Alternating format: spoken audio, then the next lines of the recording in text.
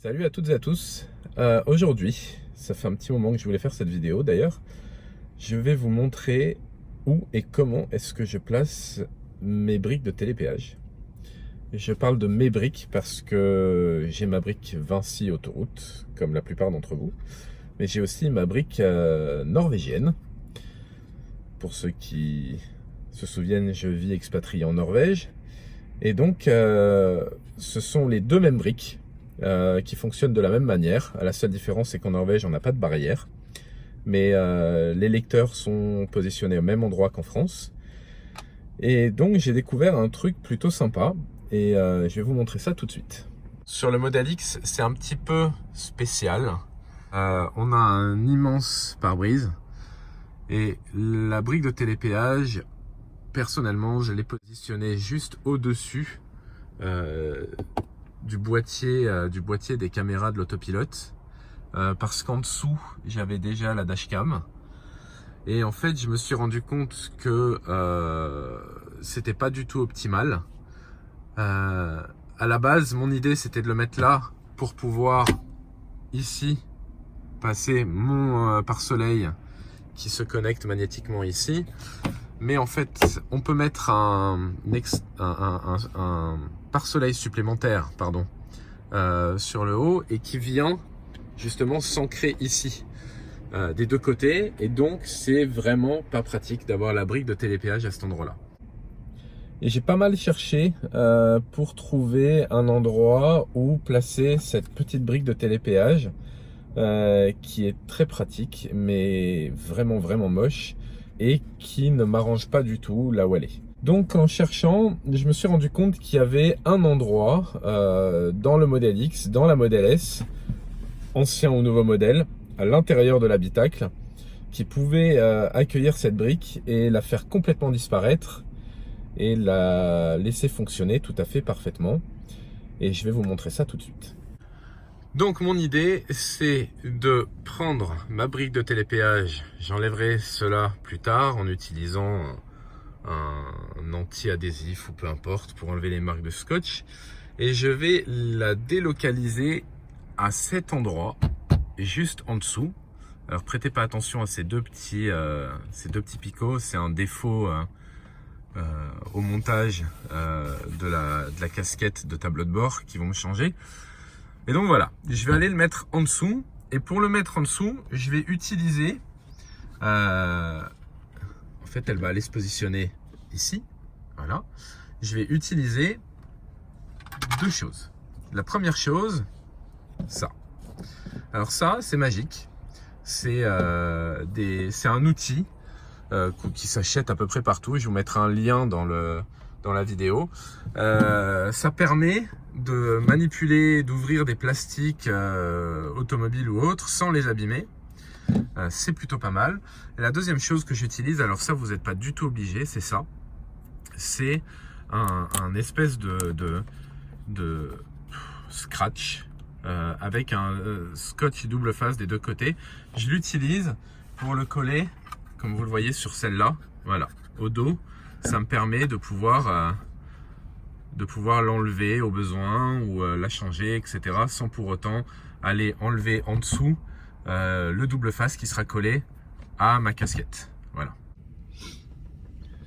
Alors l'endroit, on va y accéder par en dessous avec mon démonte plastique.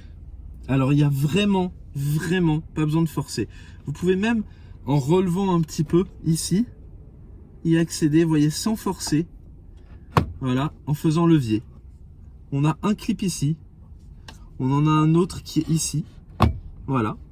Et après, les deux derniers se retrouvent derrière. Donc on a juste à faire tout doucement, sans forcer. Levier, tirer, et le voilà. On a enlevé le couvercle. Vous pouvez voir qu'ici, il y a ma brique de télépéage norvégienne. Et je vais placer ma brique de télépéage française, ici. Alors, il y a deux matériaux. Vous avez du plastique dur et un peu plus loin, si vous allez trop profond, vous avez un plastique plus mou qui est en fait le dessus de la casquette. Donc, on va pas se coller là-dessus parce que ça va mal coller. Ça s'est décollé quand il a fait un peu chaud cet été. Donc je suis allé sur le plastique dur, ce qui est très pratique, et je vais aller la positionner, cette partie-là, au fond, qui est la partie la plus épaisse. Donc j'ai positionné, d'abord j'ai regardé à peu près où je voulais la mettre, puis j'ai juste collé la première partie du double face, parce que comme je vous ai dit, moi j'utilise une espèce de scratch, et je vais la positionner tout au fond et l'accrocher sur le scratch. Voilà, elle bougera pas, et je repositionne le couvercle. Alors je positionne tout simplement, toujours sans forcer, voilà, en poussant un peu au fond, hop, les deux clips du fond et les deux clips du dessus. Donc voilà, maintenant tout est caché à l'intérieur de mon tableau de bord. J'ai pas à me poser la question de est-ce que ça va me gêner ou pas. Je peux facilement, comme vous l'avez vu, l'ouvrir si j'ai besoin de changer ma brique ou quoi que ce soit. L'avantage aussi, si elle se décroche à cause de la chaleur, et ça j'en ai fait l'expérience l'été dernier, elle va pas tomber derrière, il n'y a pas vraiment la place de passer, donc elle va juste tomber sur le couvercle. Ça fera un peu de bruit, etc. Donc vous pourrez facilement ouvrir, le rescotcher éventuellement. Pour l'automobile, de manière générale, le scotch double face, prenez pas du premier prix. L'automobile, il fait très chaud, il fait très froid tout au long de l'année. Donc en général, on utilise du scotch 3M qui est, je crois bien, spécialement fait pour l'automobile. Je vous mettrai un lien. En tout cas, qui résiste à de très hautes températures, très basses températures, qui ne se décolle pas et surtout qui peut tenir une charge de 6 kg par centimètre carré. Et c'est ce qui fait toute la différence sur une voiture, que ce soit pour tenir des pièces extérieures comme le fait Tesla. Par exemple, je vous ferai un tutoriel sur la barre de chrome arrière qui est quasiment uniquement tenue par du double face. C'est très solide, ça bouge pas et c'est très pratique à mettre en place ou à changer. Donc maintenant, ce que je vais faire, c'est que je vais aller vous faire la démonstration au péage pour vous montrer comment ça fonctionne. Alors, on a les capteurs en haut et normalement, voilà, moi c'est passé au vert, ça a capté sans problème. Et en France, c'est exactement pareil, vous verrez. Et c'est très pratique. Je pense qu'on a fait le tour de la question. Si vous n'en sortez pas pour l'installation, n'hésitez pas à me contacter.